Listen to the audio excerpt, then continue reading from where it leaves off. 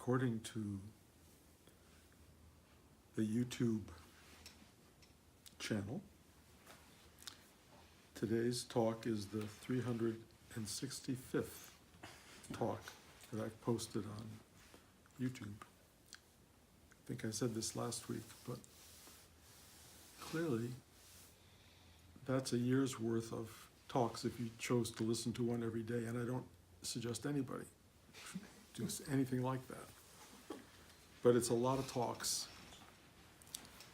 and I'm not sure if you were to listen to them from beginning to end, if you would be able to find a real trajectory in them, nor will I think you find a complete consistency in them. They're very alive in the moment. They're very about what they're about.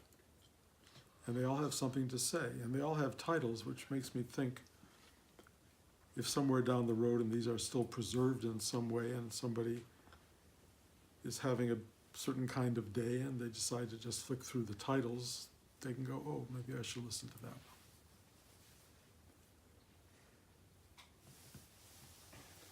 But for those listening to this one,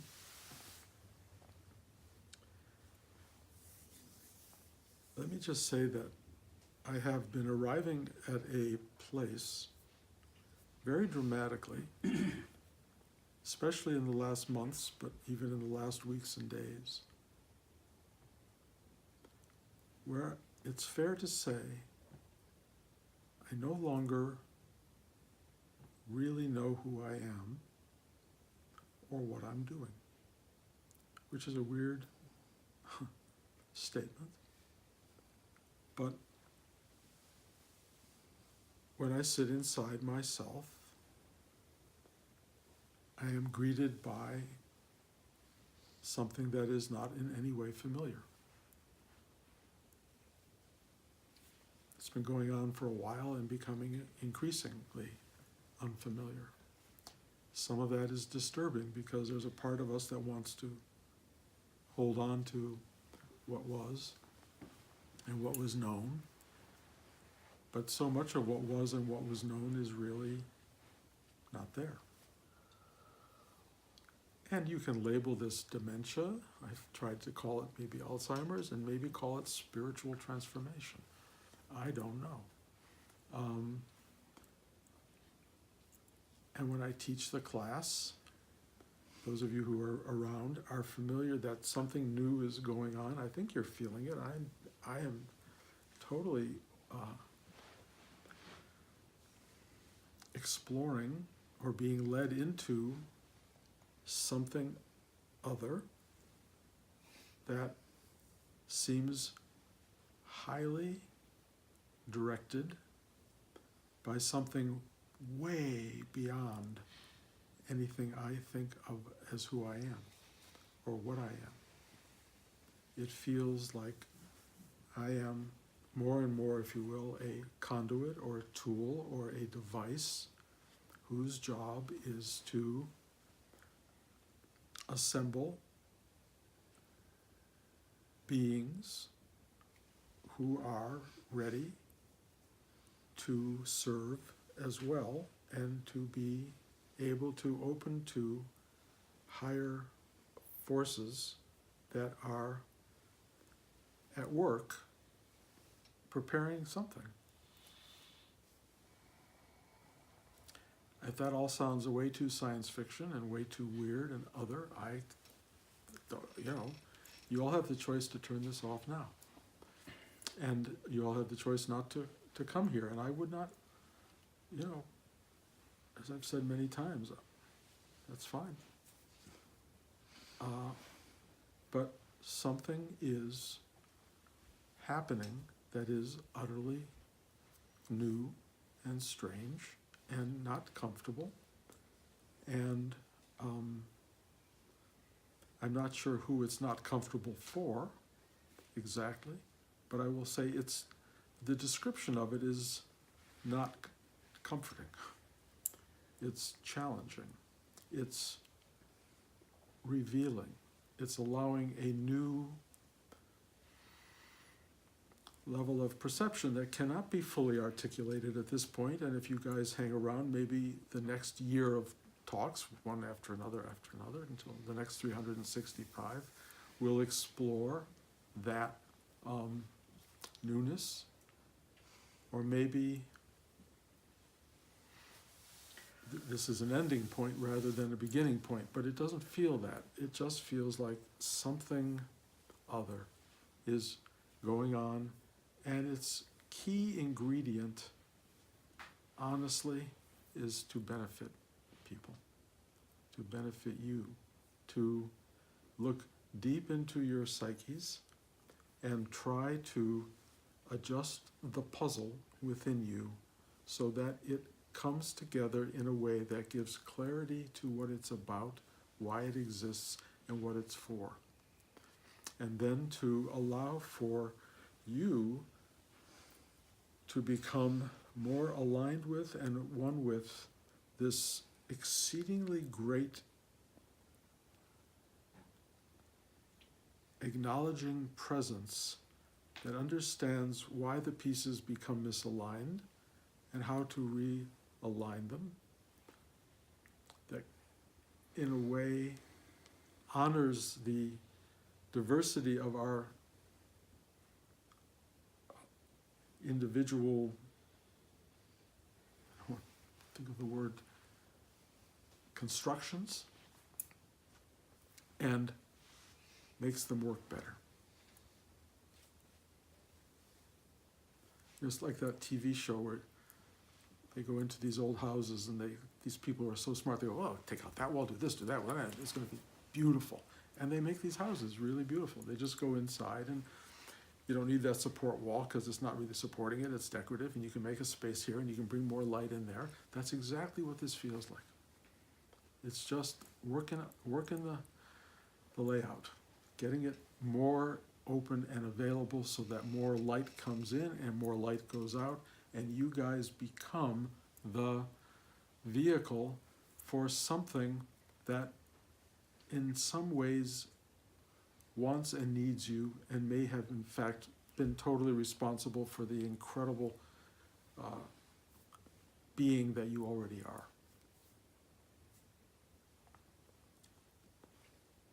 I am clueless, truly clueless. But I know I am speaking about something that knows what it's talking about. The fact that I don't know what I'm talking about, or it's talking about, is secondary. Unless it becomes like gobbledygook and meaningless to you, in which case, again, go where there is understanding and clarity. But what this is moving forward as an act of faith and trust, but verifiable. In other words, if you are feeling transformed on any level, if you are feeling additional space inside yourself, if your heart is more open, if you are feeling more empathetic and compassionate to others, if you are feeling brighter, if you are feeling newer, if you are feeling more alive on some level, keep it going. We'll keep it going. If you're not, let's not play a game here. I'm not trying to sell anything. All I'm trying to do is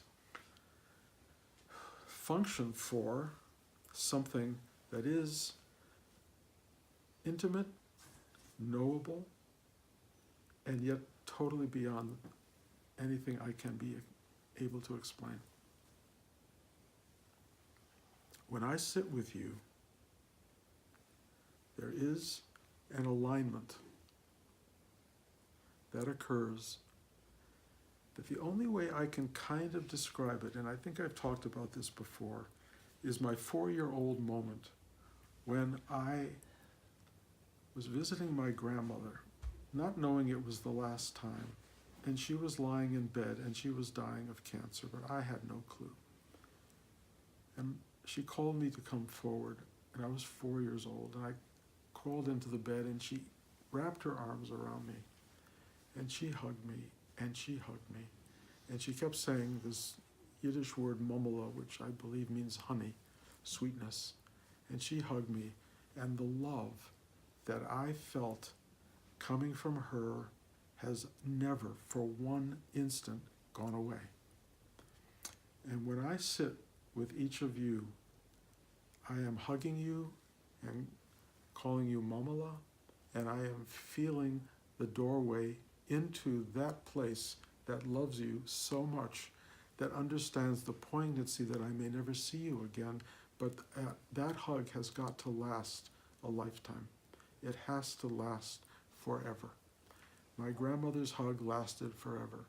She had so communicated it to my mother that she too was able to hug in the same way. We don't get hugged like that very much. This class is a kind of non-physical hug, except at the end of class you get hugged. But the actual class itself is an amazing hug, and it's not from anything called Bruce. It is absolutely not that. It's maybe from my Grandma Minnie. But if it's not my Grandma Minnie, it goes way, way, way up into something. I know it's up there. I don't always call it in there, because it's both, but the feeling is that it's coming from way out there, and it really is allowing me to bring in qualities and flavors and mixtures and tastes and feelings that are so exquisite, and I'm able to share them with you. It's now doing this thing which those of you who sit in the class realize is a kind of it's blowing itself like a kiss into you. It's just blowing itself into your heart and into your chest and into your mind, and it's blowing away cobwebs, and it's allowing me to cut through this crap that you have allowed yourself to congeal around your heart and around your psyche and around your spirit, and you don't have to carry it. And the great thing about a teacher who just loves you is that that teacher can melt or just dissect or eliminate that thing. The person that I have been becoming is this unknowable person who is given to high emotion, all sorts of strange experiences and feelings and angers and tensions and all these things I have never known about or felt before. And I keep coming to this class and sitting down with this sense of profound unworthiness because I feel so human. And then I sit down, and the minute I sit down, all of that humanity becomes the very force through which this uprising energy reaches out and connects to this descending energy that wants to merge with everybody in this space and give them the biggest hug imaginable. If you're afraid of that hug, you won't last long here. If you're open to it, you will find little cracks. And if you really can just surrender, you will be enfolded in something that will embrace you and uplift you simultaneously. You will feel a kind of letting go, a lightness of being, a rising up, a sense of connection to something infinite, beyond understanding, beyond the human awareness, that absolutely starts to flood your life and give what you might call meaning, except for the fact that I don't understand it at all. I know it's full of meaning, but I don't know what it means. I just know here we are, it is happening. We are alive in material, physical form with this amazing construct of feelings and emotions and desires and fears and anxieties and all of these incredible things going on inside us. And if we haven't locked them into little closets where they all kind of can stay closed away from our day-to-day existence, when they start to open up into the full field of who you are, you will be like, oh my God, all of that is within. All of that universe of everything is inside. And it will start to become expressive. At least that's what it seems to be doing for me. And things are being expressed that I haven't done before. I've never been an angry person, but suddenly anger is coming out. Fears are coming out that I didn't know that I had. Tears are rising up just out of nowhere and filling me and filling everything around me. I can barely watch a movie. I can barely look at TV. I can barely touch a newspaper without being flooded by this human desire to help and to grieve over the craziness of what this world is. I don't get it. I cannot tell you how or why it is what it is. There are people who will give you answers and you can find them. I will tell you, it wants an unguarded, absolute, trusting, loving embrace that transcends even your egoistic need to be a good person and a lover and a kind soul. Let go of even that and just let it be this thing, and you will find yourself in wild compassion for everything and everyone in a way that will make no sense, and yet it's a way that makes perfect sense. And if it is unendurable, endure. Endure it.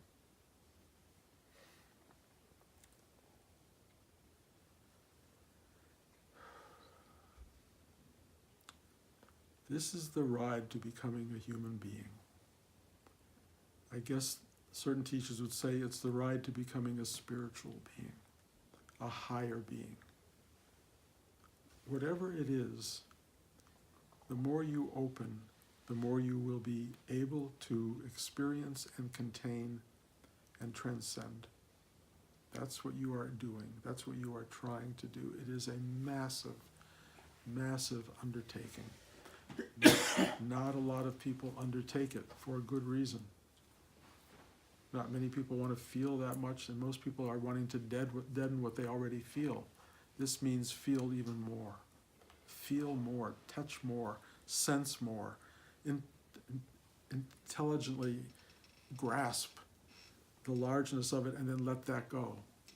Feel the ride, feel the fundamentals of this human journey and see what you're part of. This is not meant as a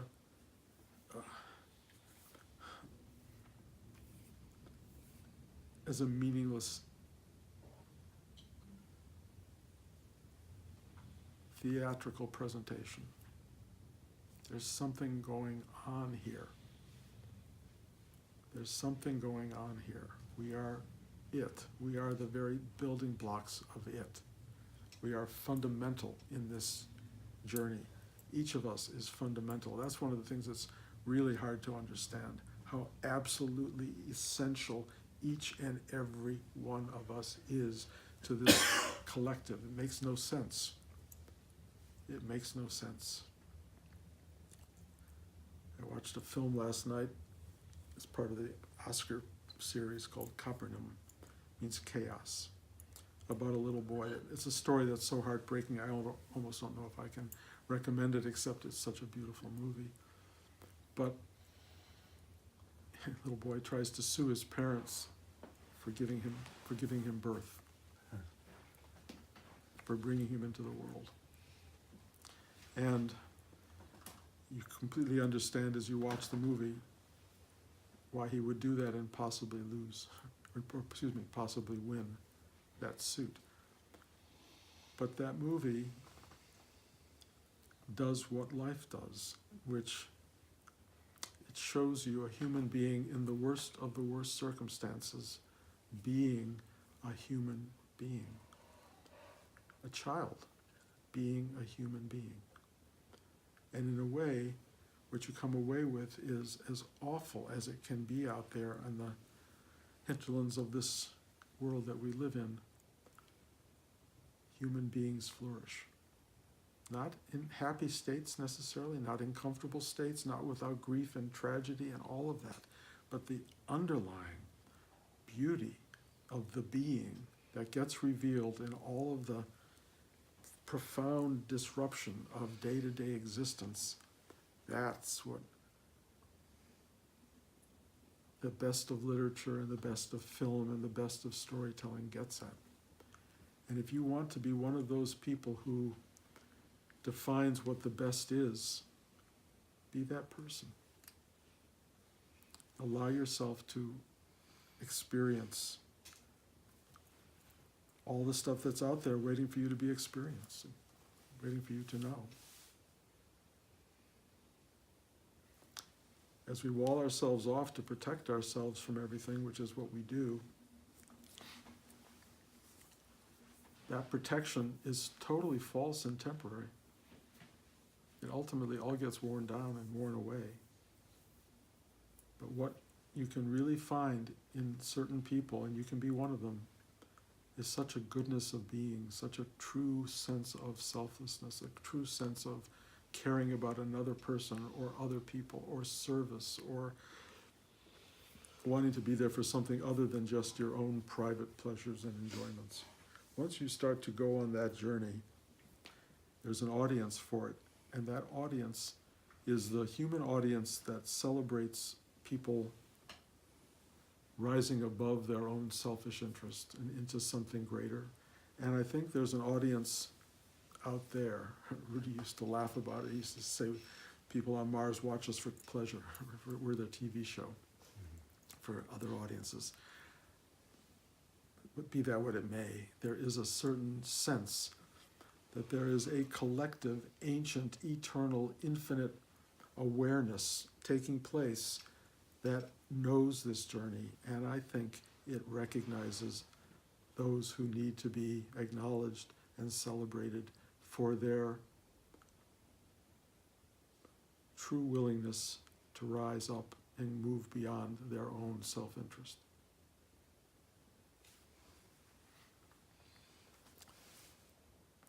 So,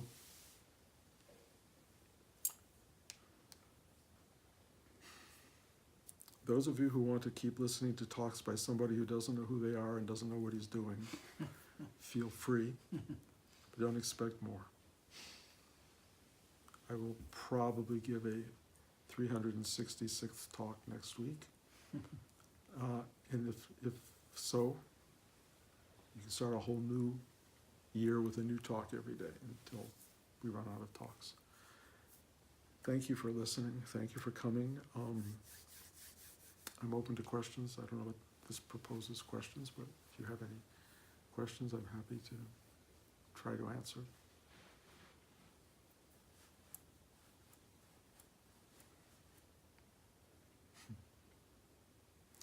I sort of have nothing but questions, but I also know that kind of there are no answers. I mean, there are, but they're not going to be as we know them. It's not exactly a question, but I'm just a little relieved because I was sitting on the cushion worried that I was the only one that didn't know what was going on. Well, there were two of us. Three. Yeah, no, I mean, it's a great comfort to know what's going on. And it gives you a real delusional state of, oh, this is, you know, I catch the bus at 7 a.m. and I do this and I get there and I eat this and I eat that. Like, the repetitive nature of life makes you think you know what's going on. The fact that you have to pay the bills, the fact that you're meeting somebody for dinner, it gives you a sense of, oh, I know what's going on. It's just a calendar, guys. That's all it is. It's in no way an awareness of what this is. Anyway, thank you so much. And I think next week we're here again. Okay, see you then.